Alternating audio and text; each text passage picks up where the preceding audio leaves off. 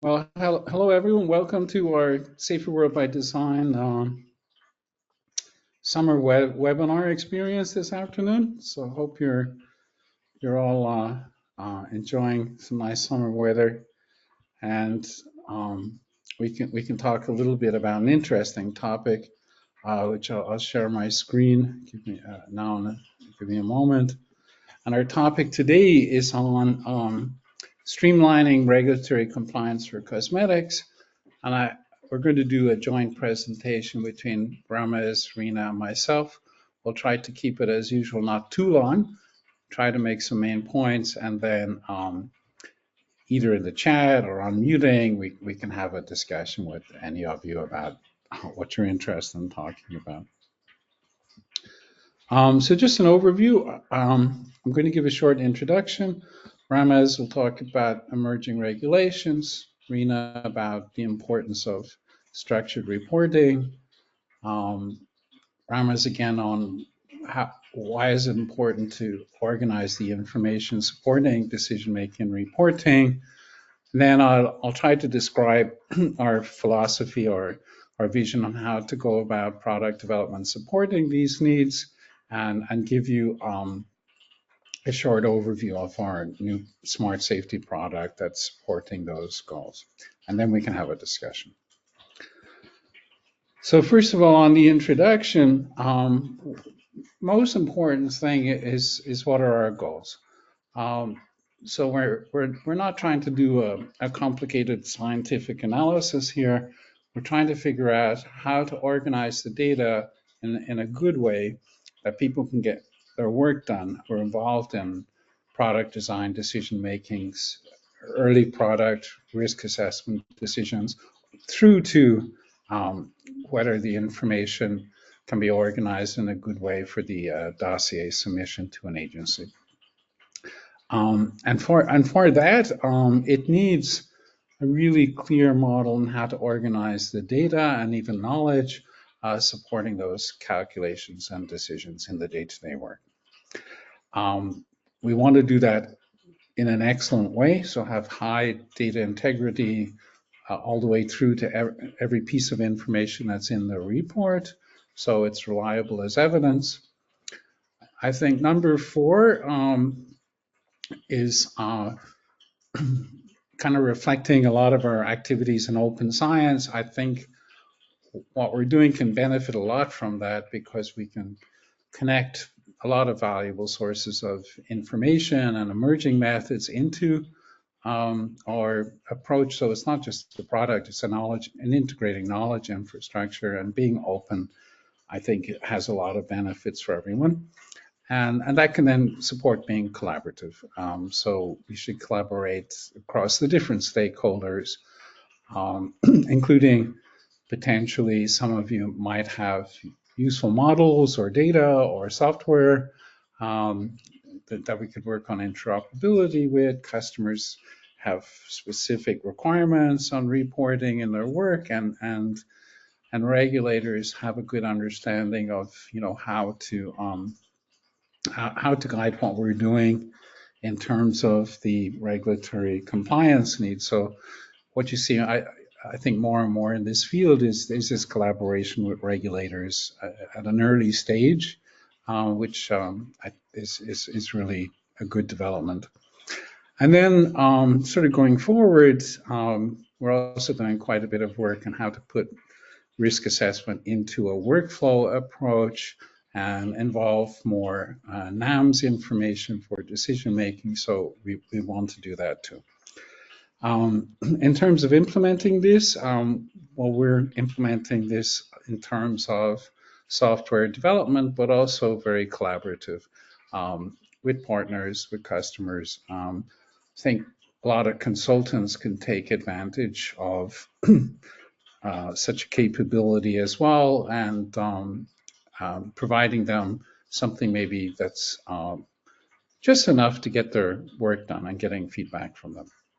And then importantly, case studies are really important. We're finding out more and more. So related to our topics today, if you're interested in working on a case study to really get, say, a workflow and decision working well, we're very much open to working on in that kind of way. So now I'm going to hand over to Ramesh, who's going to talk about what's happening in the regulatory area in an overview sense. And Ramesh, go ahead with what you want to say. Thank you, Barry. So just introducing quickly myself, I'm Ramez Labib. I'm a toxicologist with more than 20 years experience in the consumer sector, and I'm currently a principal toxicologist at Vinevia Consulting. So as Barry indicated, I'll just give an overview for some cosmetic regulations in three regions. And those are not the only regulatory requirements worldwide, but I'll just kind of emphasize those because they have like reporting requirements. So if you look at EU, so cosmetics under the EU are regulated under the EU Cosmetic Directive.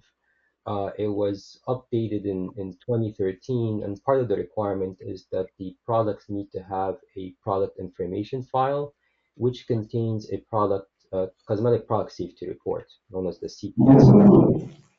This is not a pre-market requirement, but the report needs to be readily available upon request by member state, by the authorities, and that's typically 24 to 48 hours turnaround time. The elements of the CPSR includes the product use, the formula composition, um, the hazard information on the ingredients, the exposure of those ingredients to the consumers, doing a calculation for the margin of safety to ensure that the ingredients are used at safe levels. There's also a section about any unintended trace contaminants, package information, and if available, post-market surveillance data should also be in the report. And in Europe, post-market is known as cosmetovigilance. So that's just, again, a very high-level overview about the requirements in EU and the reporting requirements with the cosmetic product safety report. Now, in China, the cosmetics are regulated under the Cosmetic Supervision Administration Regulation. It's known as CSAR. This has been in place since 2009, but has been um, revamped in around like 2015, 2016.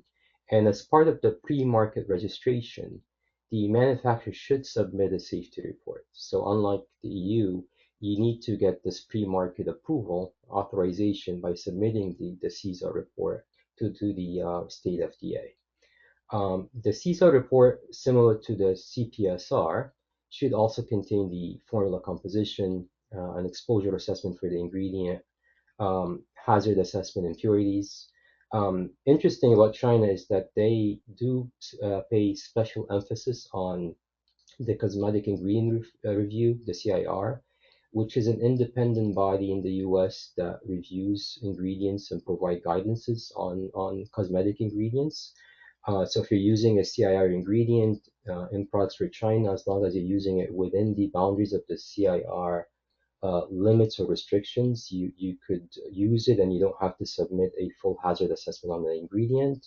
And the other thing is currently they do allow you to leverage historical use. So if you're using an ingredient that's been on the market, as long as you're using that ingredient, the same product type, at the same use level or less, you could use that ingredient without submitting a full hazard assessment on that ingredient. But that's going to change starting in May 2025, where they're going to require you to submit a full safety assessment for the ingredients versus the simplified report. There is also a post-market surveillance requirement in China. Now, if we look at the US, so there's been a lot of talk about MoCRA, the Modernization of the Cosmetic Regulatory Act. It came into effect end of last year, end of December of 2023. And under MoCRA, companies must keep records that they adequately prove that the products are safe. Adequate testing involves tests such as preclinical testing, research or other evidence that deem that the product is safe by scientific experts. And according to MoCRA, a product is safe if it does not harm the user when used as directed or in typical ways, except for minor temporary reactions in some users. The FDA will classify products lacking this adequate safety proof as adulterated under the FDNCA. So a responsible person is required to maintain the safety assessment for the cosmetic product, and they need to keep records to show that the products are safe. So unlike the China and the EU requirements, they're not giving you specific templates to follow for the safety substantiation, but again, you must rely on scientifically robust methods. In addition, the FDA does require to have post-market surveillance to report adverse events and serious adverse events. So again, this is an overview about the regulatory requirements in those three regions. And now I'll hand it over to Rena to discuss the structured reporting and risk assessment. So, hello, everyone. First of all, I'd like to say it's an absolute pleasure to be here with you today. And as Ramez and Barry mentioned, my name is Rena Sandhu, and I'm going to be talking about structured reporting and risk assessment. So just to give you a little bit of background on me, I am a toxicologist and a human health risk assessor, and I've been working in consulting for about 17 years now. And prior to that, I worked as a non-clinical drug development scientist for about the same amount of time. Now, during this time, what I've learned is that toxicologists typically have a lot of work to do. They have safety assessments to write, they have data to review, they have all of these ever-changing landscape of regulatory guidances to keep on top of, and they have decisions to make. So many of the toxicologists that I've worked with have had huge workloads and also the accompanying cognitive loads that can sometimes go with that as well. Now, what I've also realized is that the traditional methods that we have been using to create our safety assessments are really inadequate. They really aren't up to the challenge of meeting our current reporting needs. The volume of reports that we have to create, the complexity of the information that we're dealing with is just too great. Yet despite this, most of the safety reports that I see even today are still written no differently than writing a story or creating an essay. They're written as narrative free text reports. Sometimes, you can get a little bit fancy and you can have some tables and maybe even a graph or two, a report with headings and subheadings, but the data are still largely unstructured. So what we at Safer World by Design believe is that the time has come to change the way we create and manage reports. And we believe that structured reporting is the answer. So why do we believe this? Well, first of all, structured reporting has the potential to really streamline the reporting process. You can do things like automate calculations. You can improve the efficiency with which you work. You can, potentially do more with less time, which is something that we all need, I think. And it can really help us ensure that we make consistent decisions. So one of the things that I always wonder when I'm doing a safety assessment or a risk assessment is how do the decisions that I'm making in this current assessment compare to the types of decisions that I would have made a year ago, a couple of years ago? How do the decisions compare to what other risk assessors in my organization or other organizations would make given the similar substance or exposure scenario? And having workflows embedded into our structured reporting systems helps ensure that we make consistent decisions. And finally, and most importantly, structured reporting turns our safety reports into valuable repositories of information. And these repositories can be mined for insights, you can look for trends, and it really helps us make better evidence-based decisions. Next slide. Okay, so Barry, next slide. Yep, thank you. So shown here is a schematic of what structured reporting systems generally look like, and we'll give you an example of one in a few minutes. But generally, the first step is to gather together all of the information that you need. So, any previous risk assessments that you have, safety reports on that particular substance, any in-house data, any papers you've collected from the literature, and all of that information then gets inputted into a form. And that form is really an electronic template that has some fixed fields and some free text fields. And the free text fields describe things like study details you might want to add and so on. And once you input the information into the form, what actually happens is that all the information gets put into a database. And once it's in a database, all kinds of possibilities open up. Calculations can be automated, and you can slice and dice the data at will. You can create tables, graphs, and you can do your safety assessment while viewing any aspect of the data that you wish. And the output from the form and the visuals are presented on a dashboard, and then they can be printed in reports. And software also keeps track of all of the administrative aspects of the reporting, like chaperoning the document through the review and approval and update requirements. So now that I've given you a little bit of an overview, I just have a few questions for the audience. Now, how many of you are actually involved in creating or reviewing or managing safety reports for your organization? And maybe what we can do on the feedback is you have a react button. So if you're answering yes to a question, just raise your hand in the audience, and we'll see what people say. Okay. I'm sure there's a few people here, Art. Just raise your hand with the react. Yeah, well, the numbers are climbing.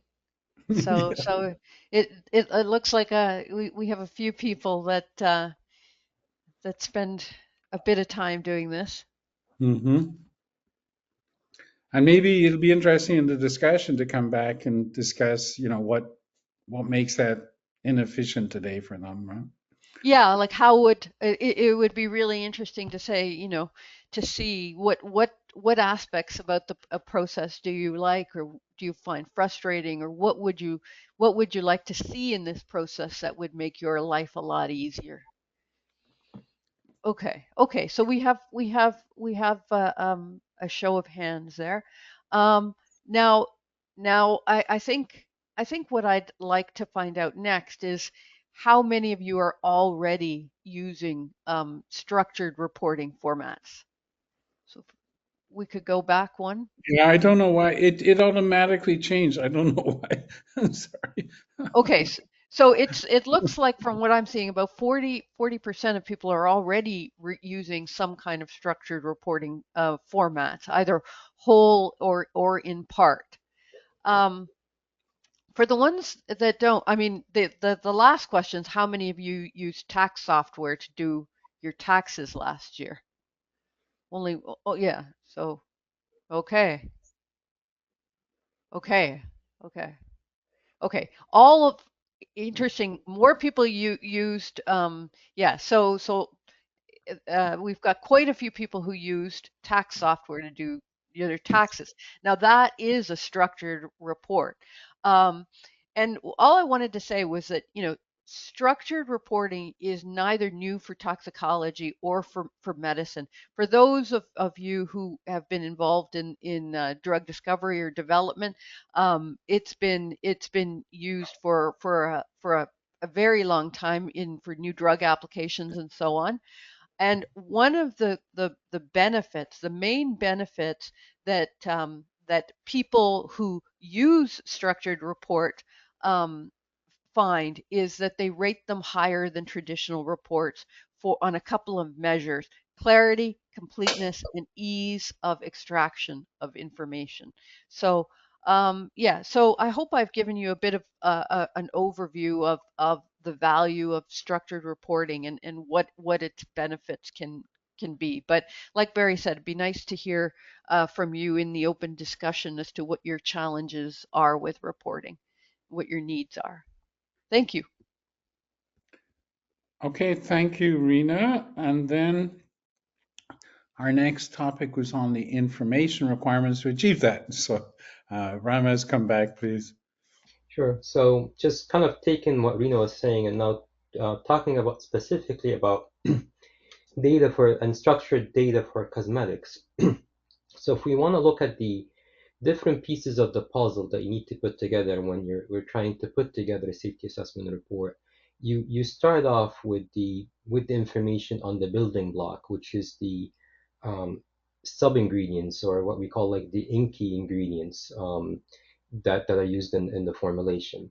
And what the safety assessor needs to capture on the sub ingredient is basic information, such as what the identifiers for the ingredient, the CAS number, INX number, structure, empirical formula, but also any safety data that are available on those inkies. And the data could be data that you generate in silico, or it could be data that's empirical data that's available in the literature. And you also need to have data on like toxicinetics, dermal absorption, which all is going to be used in the exposure assessment. And then finally deriving a point of departure value that you're going to use in your risk characterization. So all that information needs to be compiled and saved on the building block or the sub ingredient. Now moving from the sub ingredient, the next piece is the raw material. And the raw material is trade name specific. It could be composed of one sub ingredient or multiple sub ingredients. And there's specific information that you need to capture on the raw materials, including contaminants that could be unintended contaminants that could be present as part of the manufacturing for that ingredient.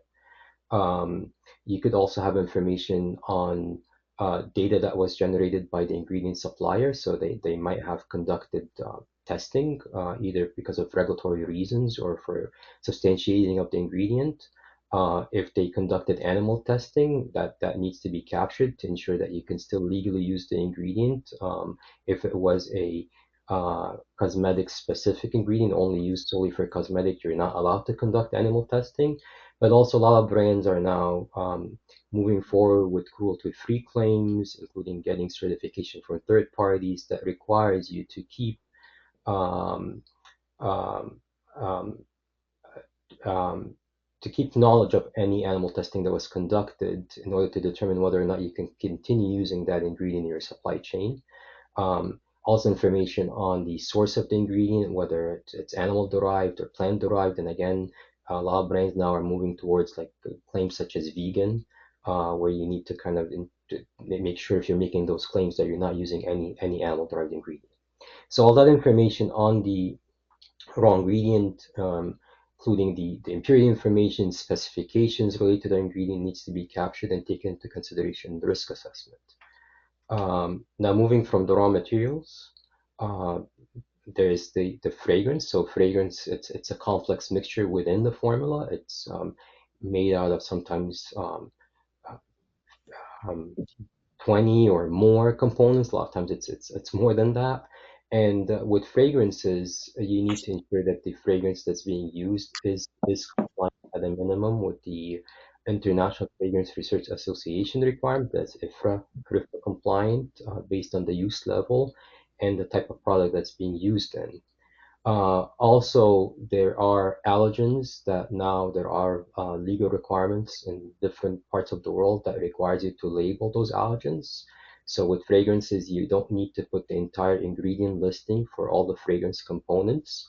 But in EU, for example, there's a list of 26 allergens that's getting expanded to more than 80, where if the allergen is present at more than 10 ppm in a leave-on or 100 ppm in a rinse-off, it needs to be shown up on the label copy. And with MoCRA coming into effect in the US, there's going to be also requirements for allergen labeling requirements. In addition, if you're making certain claims such as hypoallergenic claims, then you need to ensure that you're not using any directly added sensitizers in your fragrance oil. So all that information on the fragrance also should be compiled and reviewed and assessed by the safety assessor. Next is the packaging information.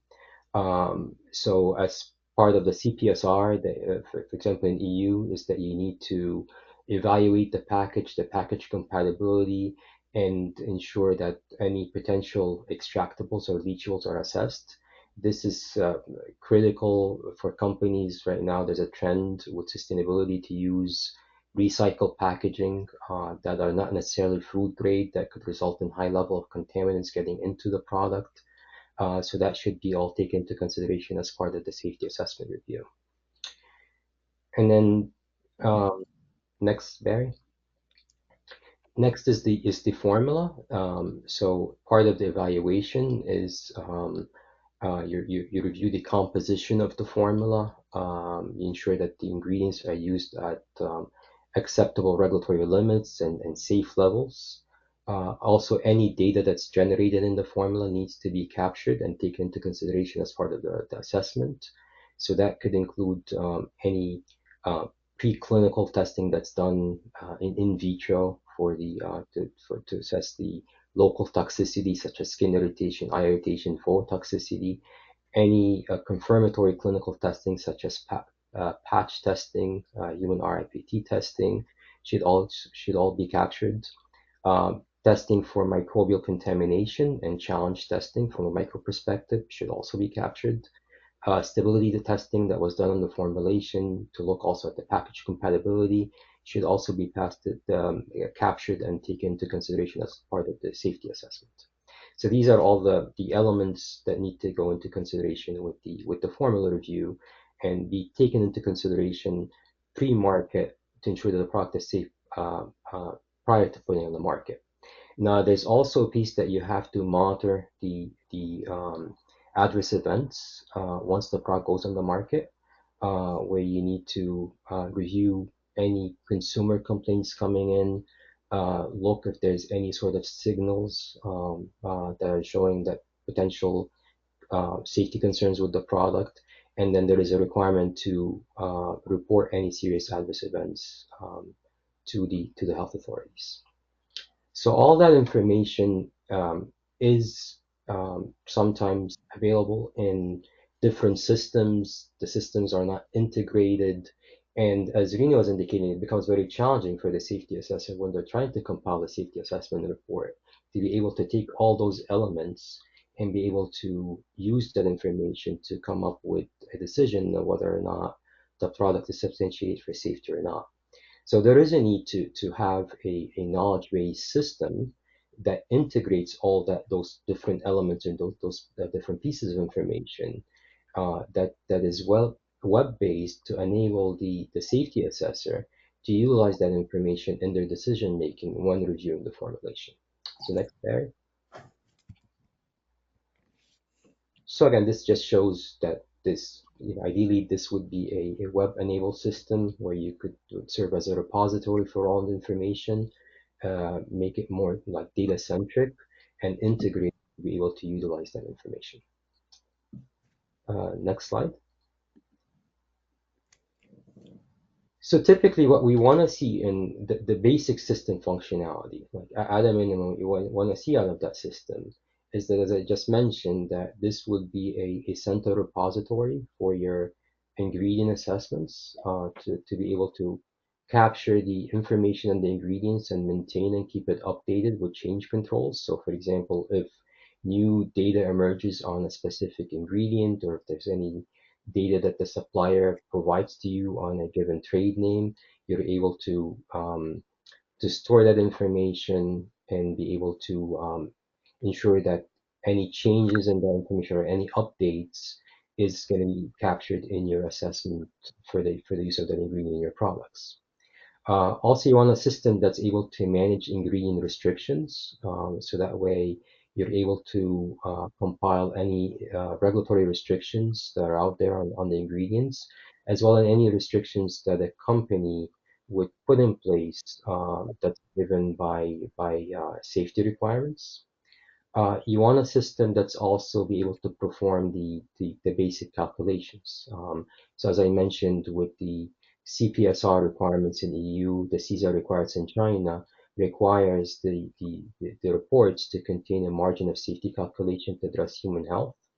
And also more and more, there are sustainability requirements to also look at the environmental impacts. So you want a system that would also take that into consideration and provide you with like an environmental score as part of the eco design for the product, and a system that will also automate the generation of the safety reports. So if you look at all those safety reports, to be able to, as Rena was indicating, to take all the different bits and pieces that's required for the report from different systems that are not integrated becomes consuming and very inefficient.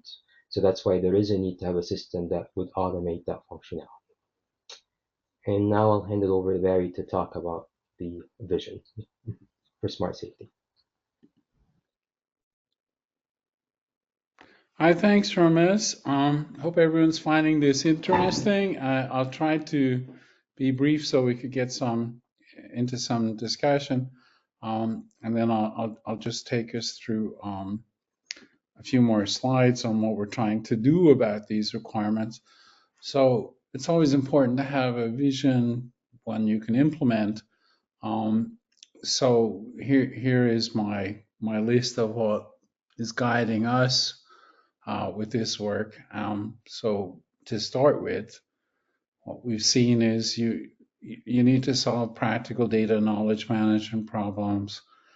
In other words, organizing the data so it can really be trusted, referenced, versioned, and so on, and have high integrity, especially if it's going into anything from a scientific article to a dossier.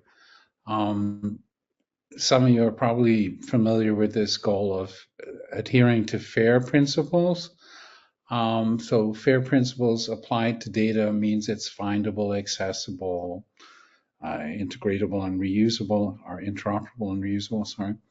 And that's a goal for sharing data in research, but I think industry is also increasingly recognizing that is valuable for their data management, sharing within their company, and of course, eventually they have to share data with partners or regulators. We think the system should be very open and interoperable. It's an easy thing to say, but a lot of work on metadata and being harmonized and being able to pull information from other systems in, and also having this multi-stakeholder involvement, I think is really important. Another aspect is we think of is that risk assessment needs to be structured into workflows. So not just structuring the data, but structuring the data going into particular tasks and decision points in the workflow, and bringing in data on new approach methods. For example, for us with Safer Skin, we do that in an application. And so our idea would be, can we bring evidence from and NAMS-based application into the sort of SmartSafety decision-making tool. We think that's important and increasingly important going forward. We need to be extensible, modular. So, like Rama has pointed out, having a module for fragrances, there are specificities there. If it goes on the market, bringing in the vigilance data, and then SSBD, that means safer and sustainable by design, probably having increasing impact over coming years, and probably going into new regulations. So in Europe, for example, if you look last week, there was the new eco design legislation. It's now approved, so it's no longer just a voluntary thing. It's moving into legal requirements for what you have to do.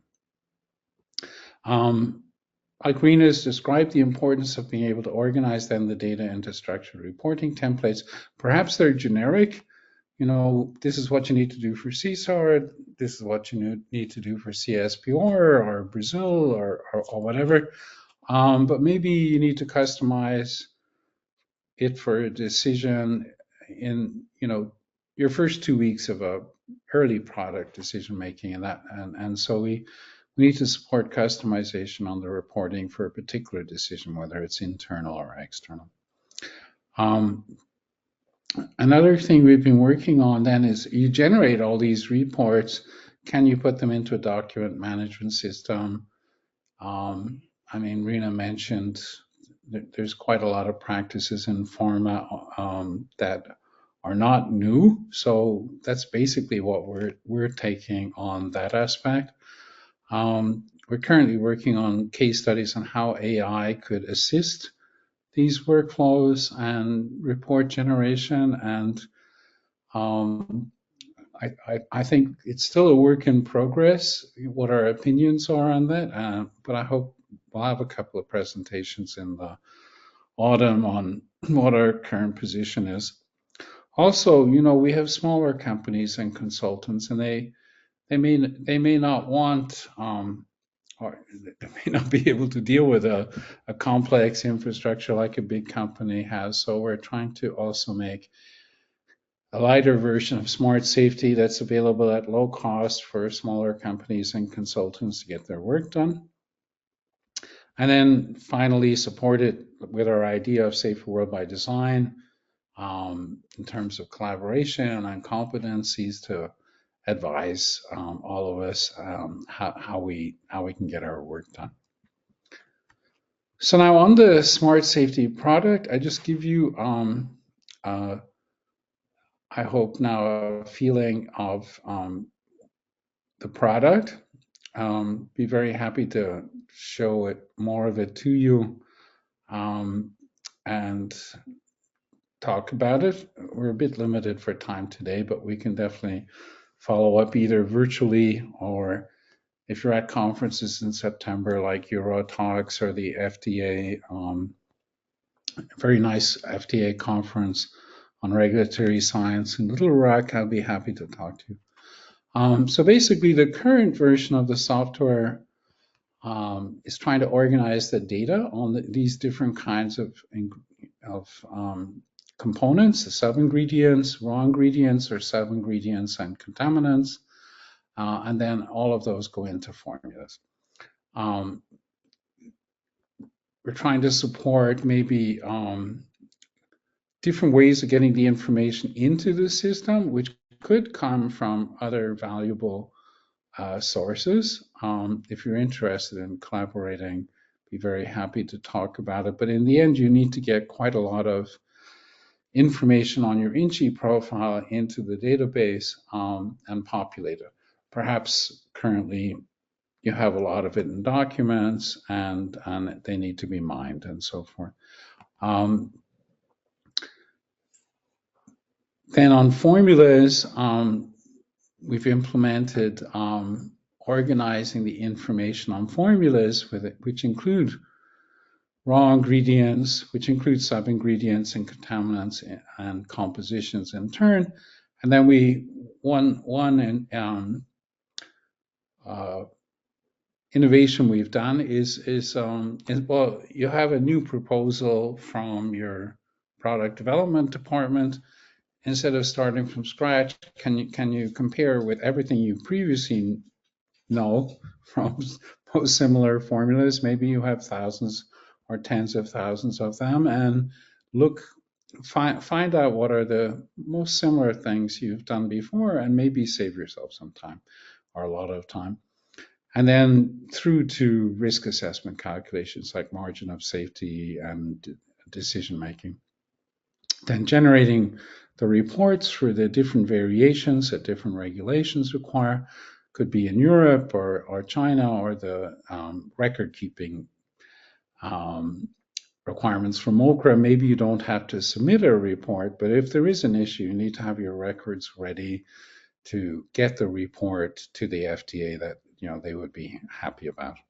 And then importantly, in terms of continuous deployment capability, to be able to put it on modern cloud infrastructure, including yours, so you can take advantage of the software and have it integrate with other things you have. So I'll just give you some, I would call it a beta version. We're aiming for a first version for end of summer. We'd be very happy to show more to you. So I just give a flavor here. So first of all, you can see in SmartSafety has modules for organizing the data on formulas, raw ingredients, sub-ingredients, in other words, in cheese and contaminants. So this is organizing the information on sub-ingredients. You can also see that if you're making a safer or sustainable by design decision, we're already scoring the sub-ingredients in your decision on including them as well in your formula. But when you're creating your formula, of course, you need to take into account the raw ingredients coming from different vendors, which involve maybe one or more sub-ingredients and contaminants. So we roll that up into the raw ingredient, and also try to factor in data for particular concerns there, like in terms of animal-derived or gluten-free and so forth. And there's a function for creating ingredients either individually or in batch mode. And then there's the main job is usually a decision on a formula. So we're supporting the entry of say a new formula, and then for a cosmetic product, you're entering various fields. We think, by the way, SmartSafety is quite extensible to other products in other industries, because I think a lot of the functionality, good practice is similar, but obviously if this was a product, a formulation in another industry, maybe we'd have to customize these fields for you. And then they try to support the, my understanding of risk assessors as I work with them more and more is they have to do calculations. So try to make that calculation straightforward, well documented with the memory in the system. So once you enter your formula and the product type, your exposure information, then you immediately get this margin of safety calculation, and you can look at the margin of safeties and your rules. And if your rule was say, well, it has to be greater than 100, then you have something flagged or not. Then you want to go to generating your reports. If it was an early product decision, it might be a simpler report. But we've also added the functionality for automatically generating reports for regulators like in Europe and China. And so then you get your report. Just to give you a feeling for it, the title page. So this would be the table of contents. We have to bring now the different kinds of information on the formula and the ingredients, the testing data efficiently as possible into a report. We can't fully automate this. I think we can use knowledge mining and having the data organized and even artificial intelligence to assist it to maybe get 90% of the information organized, but you still have to go through and check everything, and of course add your expert judgment, interpretation, and sign off, and so on. But just as an example of things that we can